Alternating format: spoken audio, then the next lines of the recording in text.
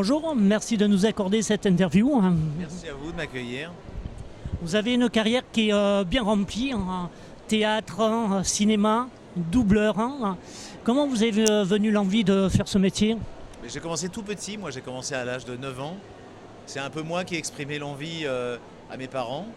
Et comme ma mère m'a encouragé, elle m'a inscrit dans un cours de théâtre. Quand j'avais 9 ans, j'ai pris des cours de théâtre. Je prenais mes cours de théâtre le mercredi et puis des directeurs de casting qui cherchaient des enfants pour tourner dans des films venaient souvent dans ce cours pour recruter un peu des nouveaux talents. Et donc c'est comme ça que j'ai commencé à passer les castings et puis jusqu'à ce que j'en réussisse un. Puis après ça s'est enchaîné. J'ai pas commencé tout de suite par le doublage.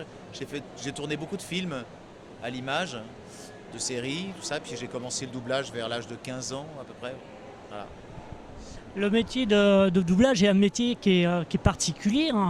Est-ce que ça vous est déjà arrivé qu'en faisant vos courses, enfin dans la vie de tous les jours, il y a quelqu'un qui reconnaisse une des voix que vous doublez? Ce matin à l'aéroport de Roissy, il y avait une hôtesse au sol à qui j'ai demandé si c'était bien le bon endroit pour embarquer pour Toulouse. Et elle m'a dit mais vous êtes la voix connue de ce comédien comique là? Alors j'ai dit quand même vous êtes fort parce qu'il était 6h30 du matin. Non, ça arrive régulièrement. Ça arrive pas tous les jours mais ça arrive. Et je pense de plus en plus régulièrement parce que le doublage est de plus en plus médiatisé, notamment grâce aux réseaux sociaux et tout ça. Pas que les réseaux sociaux, mais même à la télé, on en parle. Et du coup, je pense que les gens s'y intéressent de plus en plus. Et c'est très bien parce que quand j'ai commencé le doublage, on s'y intéressait pas autant. Donc c'est plutôt agréable de savoir que, que ce métier est reconnu. Voilà. C'est un métier qui est méconnu et c'est dommage. Et en même temps, c'est un peu le but du doublage, c'est qu'on oublie le doublage. Quand on regarde un film, si on pense au doublage, c'est que c'est raté. Il faut réussir à se faire oublier quand on fait un doublage. Lors de séances de doublage, ça vous est arrivé en fait de faire une voix et de vous apercevoir qu'en fait ça collait pas avec le personnage? Ça arrive pas souvent parce qu'en général les directeurs artistiques me connaissent bien et donc ils savent ce dont je suis capable. Ils savent ce qui correspond à mon emploi, à mon tempérament. Ils vont pas me distribuer sur quelque chose qui est trop éloigné. Ça peut être le cas, mais ils savent aussi que je suis capable dans la composition de faire quelque chose de très éloigné, mais pas n'importe quoi non plus. C'est arrivé une fois ou deux dans tout, depuis le début en fait, que je dise non vraiment là ça colle pas, j'y arrive pas en fait. Je ne sais pas comment faire. En tant que comédien, c'est une approche qui est complètement différente puisque vous êtes face au public. Qu'est-ce que vous préférez plutôt le jeu d'acteur ou de doubleur ou la comédie où vous avez vous êtes proche de votre public? Là, en ce moment, je joue au théâtre. Et c'est génial parce que, en plus, c'est une comédie. C'est une écriture un peu à la Friends, quoi. Donc ça rappelle un petit peu, la série. C'est pas du tout le pitch, rien à voir, mais c'est une comédie et c'est un peu écrit les dialogues sont un peu écrits dans cet esprit-là.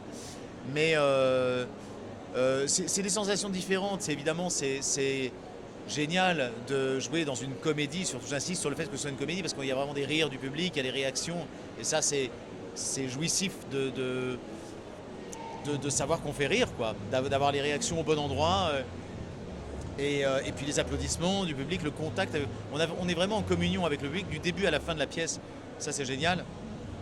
Après le doublage apporte d'autres satisfactions, d'autres bonheurs, quoi.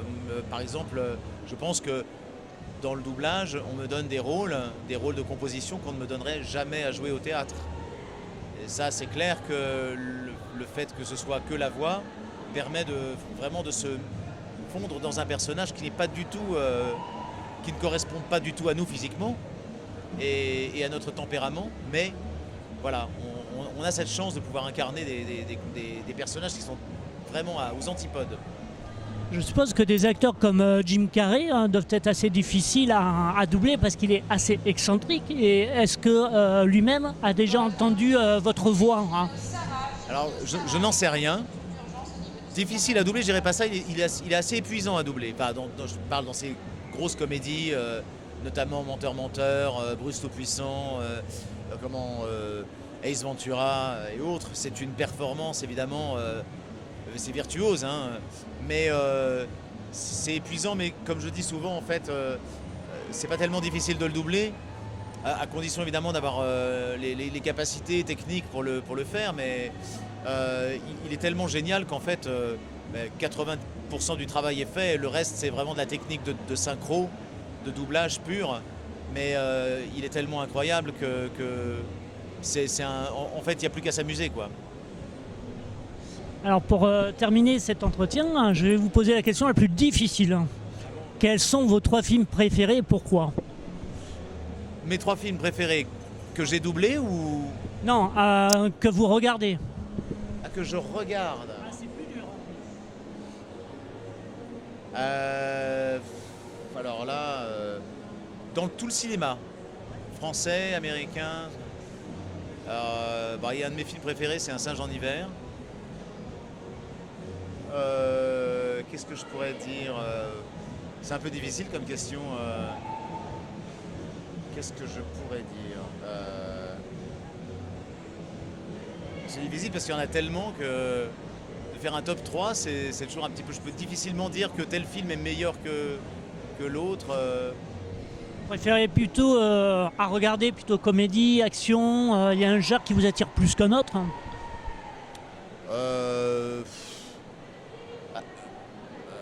Je peux pas tellement dire qu'il y ait de...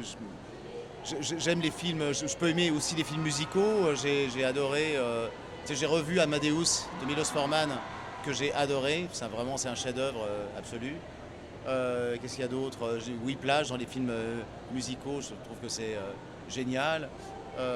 Après, qu'est-ce que je pourrais... voilà, franchement, vous posez une colle parce que c'est très très difficile de répondre à une question pareille.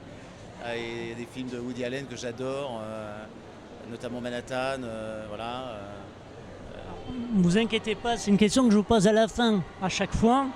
Et il y en a très peu qui arrivent à répondre. Non, mais c'est très difficile parce qu'en fait on en a tellement en tête que c'est difficile de faire un classement. Il faudrait que j'y réfléchisse en fait. C'est quelque chose qui se réfléchit mûrement. Voilà. J'y penserai la prochaine fois. Je vous remercie, hein. C'était Cyril pour Ciné Passion 34. Merci beaucoup.